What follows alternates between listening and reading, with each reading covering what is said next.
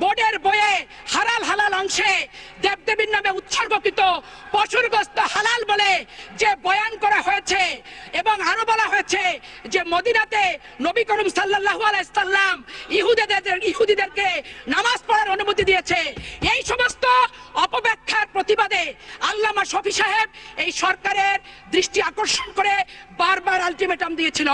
কিন্তু সরকার এই সমস্ত টেক্সট বুকে বইয়ে যে সমস্ত ইসলামকে অপব্যাখ্যা করে তথ্য যেগুলো দেওয়া হয়েছে সেটা বাতিলও করেনি, নিষিদ্ধ ঘোষিতও করেনি। যারা এই ঘটনার সঙ্গে জড়িত তাদের ব্যাপারে কোনো দৃষ্টান্তমূলক শাস্তির ব্যবস্থা করেন নাই। আল্লামা শফিকে পারমিশন দিয়েছিল শাপলা চত্বরে জনসভা করার এই বর্তমান সরকার, বিরোধী দল নয়। সেদিন তারা নিরস্ত্র অবস্থায় ঢাকা শহরে এসেছিল লা ইলাহা ইল্লাল্লাহ মুহাম্মদ রাসূলুল্লাহ জিকির করতে করতে। সেদিনে দেখা গেছে সারা বাংলাদেশ থেকে ছাত্রলীগ যুবলীগকে নিয়ে আসা হয়েছে, বিশেষ বিশেষ মন্ত্রীর দায়িত্ব রেখে কমিউনিটি সেন্টারে ভুড়ি ভাত খাইয়ে সকালবেলা অস্ত্র শস্ত্রে ওই সমস্ত আলেম ওলেমার উপরে ঝাঁপিয়ে নির্বিচারে হত্যা করেছে সন্ধ্যা পর্যন্ত। অনেক হেফাজত কর্মীকে তাদের দলীয় কার্যালয়ে নিয়ে যে তারা জবাই করেছে, এ ধরনের দৃষ্টান্ত আছে। স্বাভাবিক কারণে এর প্রতিবাদ করার জন্য হেফাজত ইসলাম শাপলা চত্বরে সেদিন রাত্রে থেকে যাওয়ার সিদ্ধান্ত নিয়েছে। সেই সিদ্ধান্তটি আপনাদের ভালো লাগেনি। আজকে মাননীয় স্পিকার, এক দেশে দুই আইন চলতে পারে না। শাহবাগীরা মাসের পর মাস সন্ধ্যা থেকে ভোরবেলা পর্যন্ত পুলিশ প্রোটেকশনে, সরকারের সমর্থনে, সরকারের সহযোগিতায় 3টি হাসপাতালের মুখে বসে দিনের পর দিন তারা আন্দোলন করেছে। তখন পিজি হাসপাতালের রোগীর কথা চিন্তা করে নাই, বাডেম হাসপাতালের রোগীর কথা তারা চিন্তা করে নাই, তারা ঢাকা মেডিকেল কলেজের রোগীর কথা তারা চিন্তা করে নাই। আর নির্বিচারে হত্যা, গুলি এবং হেফাজত কর্মীদেরকে জবাই করে যে সমস্ত নগ্ন ইতিহাস এই সরকার সৃষ্টি করেছে তার প্রতিবাদ করার জন্য তারা সেদিন রাত্রে থাকার সিদ্ধান্ত নিয়েছে। দেশনেত্রী বেগম খালেদা জিয়া একজন ইমানদার মুসলমান। যে কোনো ইমানদার মুসলমানের ইমানি আন্দোলনে যে কোনো মুসলমানদেরকে সমর্থন করা ছিল যুগোপযোগী, বাস্তবমুখী এবং এটা ছিল তার একজন মুসলমান হিসেবে নৈতিক দায়িত্ব। তিনি শুধু নিজেই সমর্থন করেন নাই, ঢাকাবাসীর সকল মুসলমানকে আহ্বান করে যে দৃষ্টান্ত উনি স্থাপন করেছেন, এতে আপনারা ক্ষতিগ্রস্ত হয়েছেন। আপনাদের অপকর্ম জনগণের সামনে ধরা পড়ে গিয়েছে, যার কারণে আজকে আপনাদের গায়ের জ্বালা খুব বেড়ে গেছে।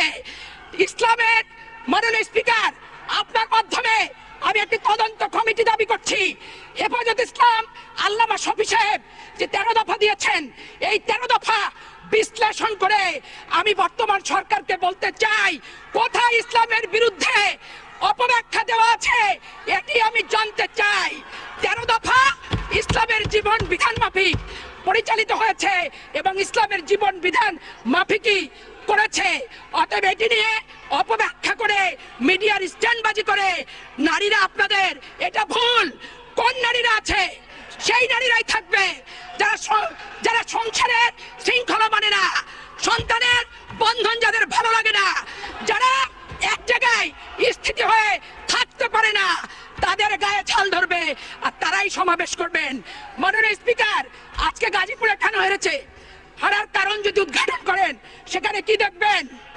ওই 28 বছরের স্মৃতিবিজড়িত ক্যান্টনমেন্টের বাড়ি থেকে আইনের নাম দিয়ে রেজিস্টার্ড ডিড থাকার পরও বেআইনি ভাবে একজন বিচারককে অ্যাপিলেট ডিভিশনে জাজ হবে এই প্রতিশ্রুতি দিয়ে যে উচ্ছেদ করেছে, তার বিরুদ্ধে আজকে জনতা রায় দিয়েছে। মাননীয় স্পিকার, এই সরকার ক্ষমতা আসার পরে 57 জন সামরিক কর্মকর্তাকে হত্যা করেছে, তার বিরুদ্ধে জনগণ রায় দিয়েছে।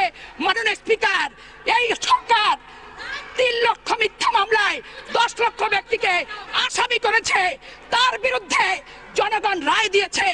আজকে সংসদ নেত্রীকে বলতে চাই, নিয়ন্ত্রণ করুন, না হলে নিজের গর্তে নিজেই পড়বেন। বলার কিছু নাই। খোদা হাফেজ। বাংলাদেশ জিন্দাবাদ। শহীদ জিয়া অমর হোক। বেগম খালেদা জিয়া জিন্দাবাদ, জিন্দাবাদ। মোহাম্মদ রাসূলুল্লাহ জিকির করতে করতে সেদিনে দেখা গেছে সারা বাংলাদেশ থেকে ছাত্রলীগ যুবলীগকে নিয়ে আসা হয়েছে, বিশেষ বিশেষ মন্ত্রীর দায়িত্ব রেখে কমিউনিটি সেন্টারে ভুড়ি ভোজ খাইয়ে সকালবেলা অস্ত্র শস্ত্রে ওই সমস্ত আলেম ওলেমার উপরে ঝাঁপিয়ে নির্বিচারে হত্যা করেছে সন্ধ্যা পর্যন্ত। অনেক হেফাজত কর্মীকে তাদের দলীয় কার্যালয়ে নিয়ে যে তারা জবাই করেছে, এ ধরনের দৃষ্টান্ত আছে। স্বাভাবিক কারণে এর প্রতিবাদ করার জন্য হেফাজত ইসলাম শাপলা চত্বরে সেদিন রাত্রে থেকে যাওয়ার সিদ্ধান্ত নিয়েছে। সেই সিদ্ধান্তটি আপনাদের ভালো লাগেনি। আজকে মাননীয় স্পিকার, এক দেশে দুই আইন চলতে পারে না। শাহবাগীরা মাসের পর মাস সন্ধ্যা থেকে ভোরবেলা পর্যন্ত পুলিশ প্রোটেকশনে, সরকারের সমর্থনে, সরকারের সহযোগিতায় 3টি হাসপাতালের মুখে বসে দিনের পর দিন তারা আন্দোলন করেছে। তখন পিজি হাসপাতালের রোগীর কথা চিন্তা করে নাই, বাডেম হাসপাতালের রোগীর কথা তারা চিন্তা করে নাই, তারা ঢাকা মেডিকেল কলেজের রোগীর কথা তারা চিন্তা করে নাই। আর নির্বিচারে হত্যা, গুলি এবং হেফাজত কর্মীদেরকে জবাই করে যে সমস্ত নগ্ন ইতিহাস এই সরকার সৃষ্টি করেছে, তার প্রতিবাদ করার জন্য তারা সেদিন রাত্রে থাকার সিদ্ধান্ত নিয়েছে। দেশনেত্রী বেগম খালেদা জিয়া একজন ইমানদার মুসলমান। যে কোনো ইমানদার মুসলমানের ইমানি আন্দোলনে যে কোনো মুসলমানদেরকে সমর্থন করা ছিল যুগোপযোগী, বাস্তবমুখী, এবং এটা ছিল তার একজন মুসলমান হিসেবে নৈতিক দায়িত্ব।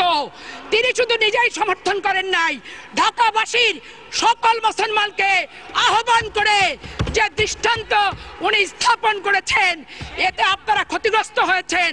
আপনাদের অপকর্ম জনগণের সামনে ধরা পড়ে গিয়েছে, যার কারণে আজকে আপনাদের গায়ের জ্বালা খুব বেড়ে গেছে। ইসলামের মাননীয় স্পিকার, আপনার মাধ্যমে আমি একটি তদন্ত কমিটি দাবি করছি।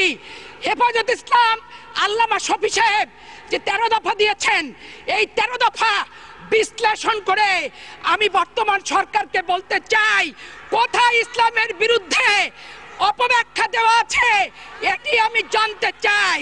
13 দফা ইসলামের জীবন বিধান মাফিক পরিচালিত হয়েছে এবং ইসলামের জীবন বিধান মাফিকই করেছে।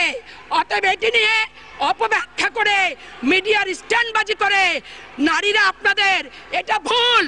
কোন নারীরা আছে সেই নারীরাই থাকবে যারা সংসারের শৃঙ্খলা মানে না, সন্তানের বন্ধন যাদের ভালো লাগে না, যারা এক জায়গায় স্থিতি হয়ে থাকতে পারে না, তাদের গায়ে ঝাল ধরবে আর তারাই সমাবেশ করবেন। মাননীয় স্পিকার, আজকে গাজীপুরে কেন হেরেছে, হারার কারণ যদি উদ্ঘাটন করেন সেখানে কি দেখবেন? ওই 28 বছরের স্মৃতিবিজড়িত ক্যান্টনমেন্টের বাড়ি থেকে আইনের নাম দিয়ে রেজিস্টার্ড ডিড থাকার পরও বেআইনি ভাবে একজন বিচারককে অ্যাপিলেট ডিভিশনে জাজ হবে